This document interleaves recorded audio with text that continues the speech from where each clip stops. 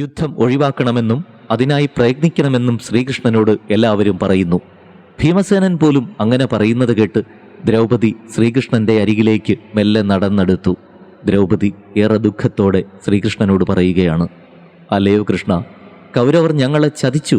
രാജ്യം മുഴുവൻ അപഹരിച്ച് ഞങ്ങളെ കാട്ടിലേക്ക് ഓടിച്ചു. സഞ്ജയൻ വന്ന് കണ്ടതും 5 ഗ്രാമങ്ങളെങ്കിലും തന്ന് യുദ്ധം ഒഴിവാക്കുവാൻ യുധിഷ്ഠിരൻ പറഞ്ഞതുമെല്ലാം അങ്ങ് അറിഞ്ഞു കാണുമല്ലോ. 5 ഗ്രാമങ്ങൾ പോലും നൽകാതെ സന്ധി ചെയ്യിക്കുവാനാണ് കൗരവർ ശ്രമിക്കുന്നത്. ആ നിലയ്ക്ക് സന്ധി ഒരിക്കലും സമ്മതിക്കരുതേ കൃഷ്ണ. എത്ര വലിയ സൈന്യം എതിർത്തു വന്നാലും അവരെയെല്ലാം നശിപ്പിക്കുവാനുള്ള കരുത്ത് പാണ്ഡവർക്കില്ലേ കൃഷ്ണ? ക്ഷത്രിയരുടെ ധർമ്മം അധർമ്മത്തെ നശിപ്പിക്കുക എന്നതല്ലേ? നമുക്ക് വേണ്ടി യുദ്ധം ചെയ്യുവാൻ എത്തിയിട്ടുള്ളവരുടെ യുദ്ധാവേശത്തെ കെടുത്തിക്കളയരുതേ. എന്നെപ്പോലെ ദുഃഖിതയായ ഒരു സ്ത്രീ ഈ ഭൂമിയിലുണ്ടാകുമോ? ധ്രുപദ രാജാവിൻ്റെ പുത്രി, വീരപാണ്ഡവന്മാരുടെ പത്നി. പക്ഷെ ഞാൻ അനുഭവിക്കുന്ന ദുരിതങ്ങൾ. ദ്രൗപദിയുടെ കണ്ഠമിടറി.